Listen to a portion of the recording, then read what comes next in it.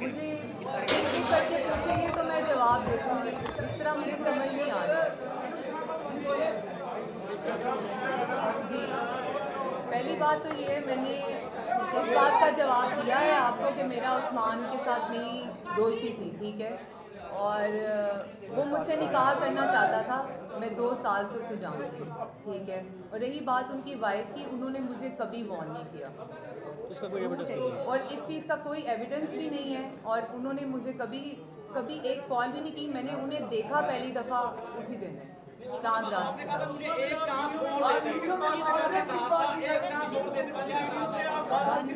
वो उन्होंने मेरे ऊपर गन रखी हुई थी, इसीलिए मैं उन्हें कह रही थी कि मुझे एक चांस और दे दें, प्लीज़ आप मुझे माफ़ कर दें। ऐसा कोई वाक़या पहले नहीं हुआ। वो चांस देने से मुराद ये होती है कि जब आपकी जान जा रही हो तो आप कहते हैं कि अगर आपको ये एतराज़ है, मेरे इनके साथ रिलेशनशिप है, तो मैं नहीं, ऐसा कोई नहीं है। वो चांस की बात सिर्फ इस वजह से है, मैं कर लेता हूँ, नहीं मैं, अगर चांस की बात सिर्फ इसीलिए है कि अगर आपको इस रिलेशनशिप पे एतराज़ है तो रिलेशनशिप नहीं रखा जाएगा भाई, वो भी।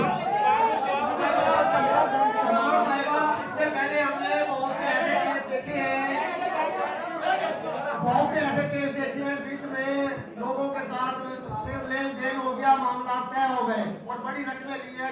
जदोई का कराची में केस इसी तरह का था और उसमें उन्हें फिर भारी मुआवजा लिया लड़की वालों। बहुत अच्छा सवाल है। कहीं आप भी ऐसे ही ड्रामा तो नहीं कर रही, कोई पैसे कैसे लेने का प्रोग्राम तो नहीं लंबा चौड़ा? ऐसा कुछ होता तो मैं आज यहाँ ना होती। आपको क्या लगता है ऐसा कुछ होता तो मैं यहाँ आज आप लोगों के सामने ना बैठी होती? अगर मुझे बात ख़त्म करनी होती, लेन देन ही करना होता, तो मैं ये मुकदमा ही ना दर्ज करती। हेलो, अच्छा ये वीडियो वायरल हुई है, भाई बताएं भाई। ये झूठ है। चले, मैं भाई का सवाल है। कौन सी मिस वन कह रही है? भाई आप ही कह रही है? मैं अच्छा,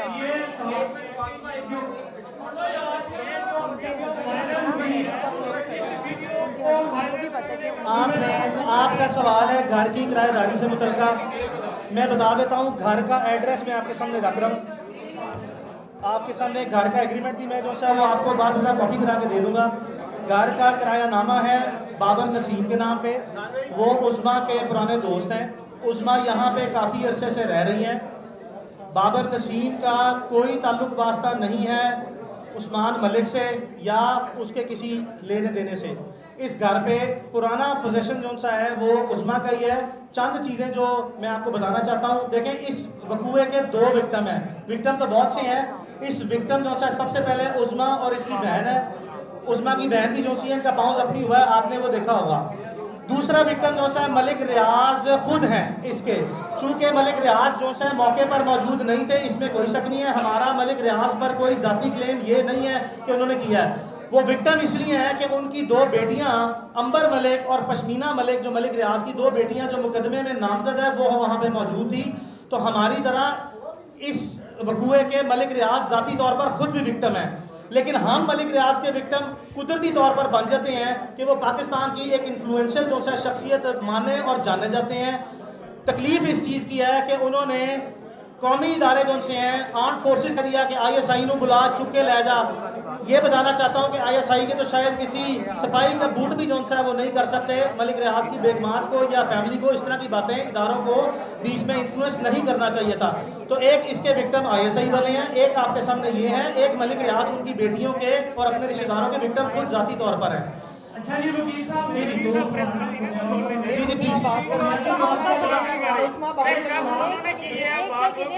एक उस्मा बात करना चाहती है, एक उस्मा बात करना चाहती है।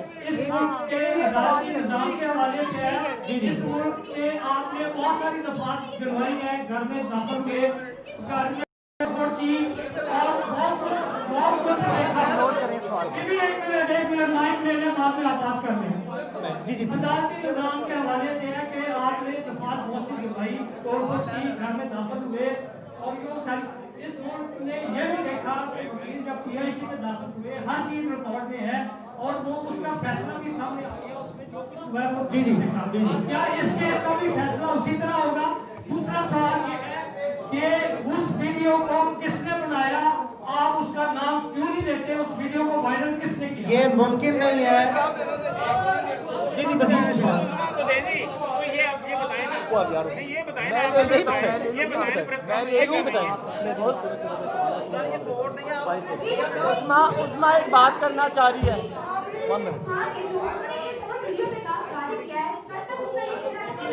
उसको बोलने दो यार।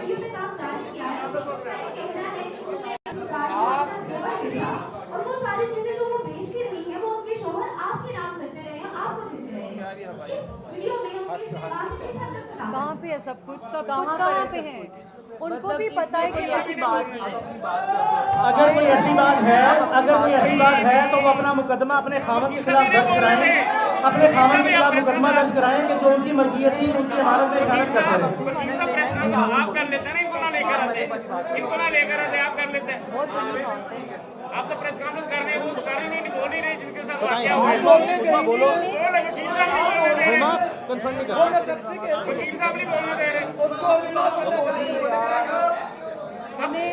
उन्हें अगर लगता है कि वो ये पैसों का बात करके और इस तरह की बात करके वो सही साबित हो जाएंगे, तो ऐसा तो मुमकिन नहीं है। जो उन्होंने किया है उस चीज़ का उन्हें मुझे जवाब देना पड़ेगा कि उन्होंने ये मेरे साथ क्यों किया। और रही बात उस्मान मलिक की, उस्मान मलिक अभी तक मुझे मैसेजेस कर रहे हैं और कॉल्स कर रहे हैं। आप कितना किराया दे रहे हैं बाबर साहब को? अच्छा वो बता दो, मैसेज वाली बात कर दो। कितना किराया दे रहे हैं बाबर साहब को? उनका सवाल बाबर साहब को कितना किराया दे? उनका और सवाल एक बात मैं प्रूव करूंगी कि उस्मान की कॉल्स, डिटेल्स और मैसेजेस अभी भी मेरे पास हैं और मुझे वो कॉल्स कर रहे हैं। आप कितना किराया दे रहे हैं बाबर साहब को? मैडम आप कितना किराया दे रहे हैं बाबर साहब को? सवाल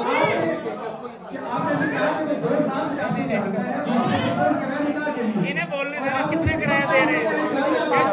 बोले आखिरी सवाल का हिस्सा क्या? मैंने बिल्कुल नहीं देखा, 2 साल से ताल्लुक है। मैंने बताया कि दिसंबर 2019 में ताल्लुक खत्म हो गया था, जिसके बावजूद जो है उस्मान ने राब्ता रखा। इनको पहले कहा शादी कर लें, इन्होंने जो है वो शादी से इनकार किया, जिसके बाद उस्मान दिसंबर 2019 के बाद दोबारा मुसलसल राब्ते में है। और दूसरी बात ये जो कह रही है, आज इस वक्त जब हम आपके पास बैठे हैं, कल के वकूए के बाद इस वक्त भी इनके मोबाइल में जो है सारा डाटा मौजूद है, जो कि सबूत जो है कंसिडर होता है कि उस्मान अभी भी इस वक्त भी जो है राब्ते में मौजूद है। हमारे पास उसकी कॉल और मैसेज सेव है।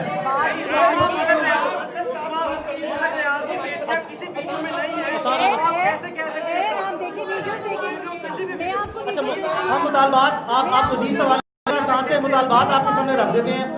मुतालबात हमारे जो से 3-4 हैं, हमारे 3-4 मुतालबात हैं। हमारा सबसे पहला मुतालबा ये है, हमें सबसे पहला हमारे मुतालबा सुन लें फिर उससे सवाल। हमारा सबसे पहला मुतालबा जो है वो ये है कि हमें सिक्योरिटी जो है मुहैया की जाए फिल फॉर। इसमें कोई शक नहीं है कि हमारी जान को लाजमन खतरा है। हमें जिस तरह कल रात से मुख्तलिफ तरीकों से टेलीफोनिकली नामालूम जो है लोग आते हैं, हरासा कर रहे हैं, कभी गाड़ी आगे लगाते हैं, कभी पीछे लगाते हैं, हमें फिल फौर जो है सिक्योरिटी दी जाए। ये पहला मुतालबा है। हमारा दूसरा मुतालबा ये है कि कम अज़ कम तफ्तीश जो है वो DIG इन्वेस्टिगेशन लाहौर की ज़ाती सरबराही में हो और उसके 2 न्यूट्रल मेंबर जो से हैं जो लाहौर डिस्ट्रिक्ट से ना हो, वो भी जो है वो लिए जाए। ये हमारा दूसरा मुतालबा है।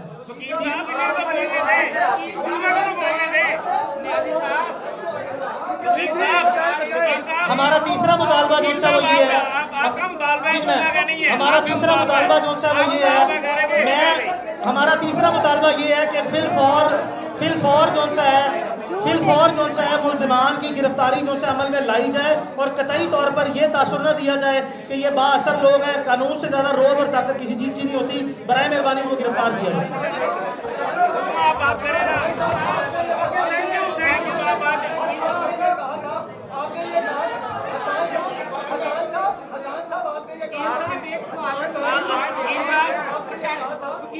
वकील साहब वाकया उनके साथ पेश आया, बता आपने जैसे आप मौके पर मौजूद थे। ये केस नहीं मुझे पता था, ये तब की बात है। इन्होंने वकील साहब इन्हें तो बोलने थे। उनके कॉल उनके बकौल उन्होंने शराब फेंकी थी और हमारे बकौल वो शराब नहीं थी। इन्वेस्टिगेशन में हम चाहते हैं कि हमारा ख्याल है उन्होंने चलाने की कोशिश की, लेकिन क्योंकि हमारे पास वाज़ेह सबूत नहीं, हमने सच और हक पे केस लड़ने में एक आपसे और FIR में भी शामिल नहीं है। आपको एक रिक्वेस्ट दे रहा हूँ, आप में से किसी ने कहा था कि उन्होंने आपको अप्रोच किया। उस्मा बेचारी बोल रही थी, आवाज नहीं, उसने एक बात की जो आपने सुनी नहीं। उस्मा के पास मैसेज है। उस्मा ने एक बात भी नहीं की, सब आप बोल रहे हैं। आप उस्मा ने प्रेस कॉन्फ्रेंस नहीं की, बल्कि सब प्रेस कॉन्फ्रेंस कर रहे हैं। आप ही प्रेस कॉन्फ्रेंस कर लेते, आप ही प्रेस कॉन्फ्रेंस कर लेते, उनका नाम लेकर कर लेते। आपको पता नहीं है ये प्रेस कॉन्फ्रेंस तो नहीं, बड़ी प्लानिंग है। राउत भाई बोलो यार। उस्मा खान के खिलाफ जो FIR दर्ज की गई है, सुनने में आ रहा है कि FIR दर्ज की गई है उस्मा खान के खिलाफ, उसमें कोई गुनाह की दफा भी शामिल की गई है। हमारे इनमें कोई ऐसी FIR नहीं है। नैती साहब का बात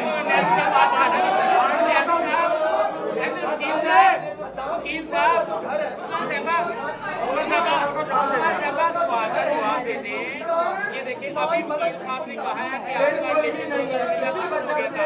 आपको वीडियो धमकियां देने का आया, उसके बाद आपने कोई एप्लीकेशन थाने में दी या CCTV बहुत किया, इस बारे से भी जरा बताइए आप।